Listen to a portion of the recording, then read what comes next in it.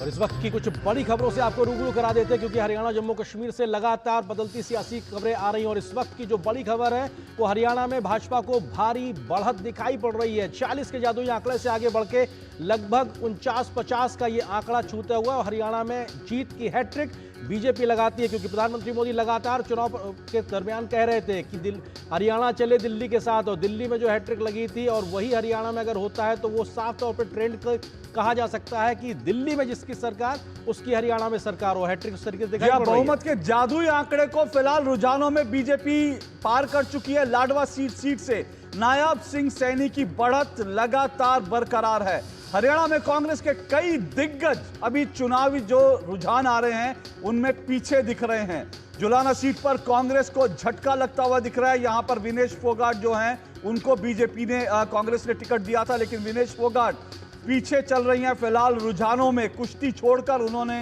राजनीति में दाव पेच आजमाना शुरू किया था, लेकिन उनको फिलहाल जो है धोबी पछाड़ मिलती हुई लगभग दिख रही है। ये इस वक्त की चुनावी ब्रेकिंग है। और जम्मू कश्मीर की बात करें तो जम्मू कश्मीर के रुझानों में कांग्रेस एनसीपी गठबंधन को बढ़त मिलती हुई दिख रही है। गांदरबल से उमर अब्दुल्ला लगातार आगे चल रहे हैं। 2 सीटों से चुनाव लड़ रहे थे उमर अब्दुल्ला, और नौशेरा से भाजपा के प्रदेश अध्यक्ष रविंद्र रैना पीछे चल रहे हैं। ये एक बड़ी जो है उलटफेर जम्मू कश्मीर से दिख रहा है। जम्मू कश्मीर में भाजपा का वोट शेयर फिलहाल सबसे अधिक है, ये एक बड़ी खबर है। और भाजपा को अब तक करीब 27% वोट मिलते दिखाई पड़ रहे हैं। जम्मू कश्मीर के लिहाज से बात की जाए तो अपने आप में वोट शेयर को बढ़ा दें, लेकिन सीटों के नंबर में थोड़ा अभी उलझती नजर आ रही है। और अपने आप में इस वक्त की बड़ी खबरें यही हैं कि क्या कुछ ट्रेंड सेट होता हुआ दिखाई पड़ रहा है। हरियाणा के प्रमुख उम्मीदवारों में पुन्हाना से मोहम्मद इलियास जो कि कांग्रेस के हैं वो आगे चल रहे हैं। ये कुछ बड़े चेहरों जो कि हरियाणा की सियासत में अपना एक मौजूद रखते हैं। भूपेंद्र सिंह हुड्डा आगे चल रहे हैं गढ़ी सांपला किलोली से। हालांकि पूरे कांग्रेस को जिताने की जिम्मेदारी इनके ऊपर थी, लेकिन वो स्थिति दिखाई नहीं पड़ रही। हालांकि अपनी सीट पर आगे हैं हुड्डा साहब। दुड़ाराम फतेहाबाद से बीजेपी के उम्मीदवार जो कि आगे चल रहे हैं, और ये अपने आप में दिखाता है कि किन किन सीटों पर अभी कौन कौन से प्रत्याशी आगे हैं। अर्जुन चौटाला आईएनएलडी के इकलौते उम्मीदवार के तौर पे हैं जो रानिया विधानसभा सीट से आगे चल रहे हैं। और आईएनएलडी का एक पूरा दौर हुआ करता था, लेकिन उदयवान होडल से आगे चल रहे हैं जो कि कांग्रेस के प्रत्याशी हैं। विधानसभा सीट होडल से आगे नजर आ रहे हैं।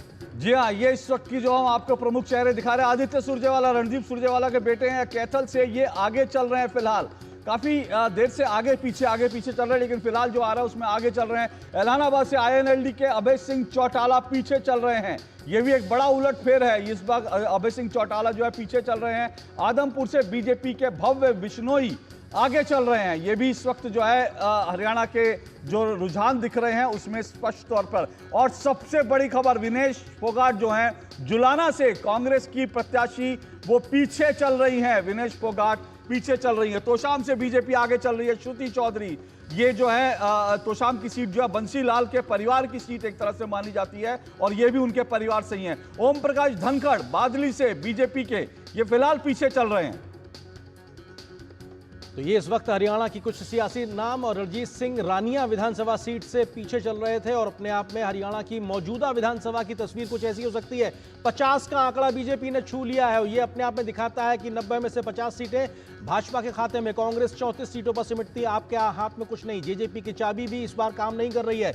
नेशनल लोक दल के पास 1 सीट आ सकती है, जबकि 5 अन्य भी जीत सकते हैं। और बहुमत का आंकड़ा 46 है, और उससे आगे बढ़ के 49 तक बीजेपी पहुंच रही है। यानी अपनी दम पे सरकार, जो पिछली बार उसे जरूरत पड़ी थी जेजेपी की चाबी की, वो इस बार जरूरत पड़ती नजर नहीं आ रही। और यही सबसे बड़ी खबर है आरेंद्र, क्योंकि 2014 में 2019 के चुनावों में बीजेपी अकेले अपने दम पर सरकार नहीं बना पाई थी, लेकिन इस बार बीजेपी अकेले अपने दम पर सरकार बनाती हुई दिख रही है अभी तक रुझानों में। और जम्मू कश्मीर के बड़े चेहरे श्यामलाल शर्मा जम्मू उत्तर से, वो फिलहाल आगे चल रहे हैं बीजेपी के कैंडिडेट। उधर बलवंत सिंह मनकोटिया चेनानी से बीजेपी के एक और उम्मीदवार आगे चल रहे हैं। तो जम्मू में बीजेपी एक बड़ी जीत की तरफ बढ़ रही है। इसी तरह से जम्मू कश्मीर में पवन खजूरिया उधमपुर पूर्व से, वो जो है फिलहाल जो है वो आगे चल रहे हैं। इंडिपेंडेंट कैंडिडेट हैं पवन खजूरिया। अशोक, नीचे पार्टी कोई भी जीत रही हो, लेकिन ऊपर तिरंगा फहरा रहा जम्मू कश्मीर के लिहाज से कम उस बिल्कुल को बेहतर कह सकते हैं। ये बड़ी बात है। और वोटर्स ने जिस तरह से वोट किया है तो भारत की तो जीत पहले ही हो चुकी है। जावेद इकबाल बुधल से जेकेएनसी के उम्मीदवार, वो फिलहाल आगे चल रहे हैं। ये जम्मू कश्मीर के चेहरे हम दिखा रहे हैं। विधानसभा की क्या तस्वीर होगी। चौधरी लाल सिंह बसोहली से पीछे चल रहे हैं। इनको बड़ी उम्मीद से राहुल गांधी लेकर आए थे और बीजेपी ने इसको लेकर बड़े हमले भी किए थे। अजय कुमार सधोत्रा जम्मू उत्तर से वो पीछे चल रहे हैं। ये भी बड़ा चेहरा है, लेकिन इस वक्त वो पीछे चल रहे हैं। उमर अब्दुल्ला बड़गांव से आगे चल रहे हैं, जो कि नेशनल कॉन्फ्रेंस का चेहरा है। अगर उनकी सरकार बनती है तो मुख्यमंत्री के तौर पे उनका ही नाम सबसे आगे, और ऐसे में उनके लेकर आओ। विकास रसूल वानी बनिहाल से जम्मू कश्मीर में ये पीछे चल रहे हैं, जो कि कांग्रेस को उम्मीदवार है। अपने आप में तमाम वो बड़े चेहरे जो राज्य की सियासत में अपना एक वजूद रखते हैं। मनोहर लाल शर्मा बिलावर से, जो कि कांग्रेस के प्रत्याशी हैं, वो इस वक्त पीछे चल रहे हैं।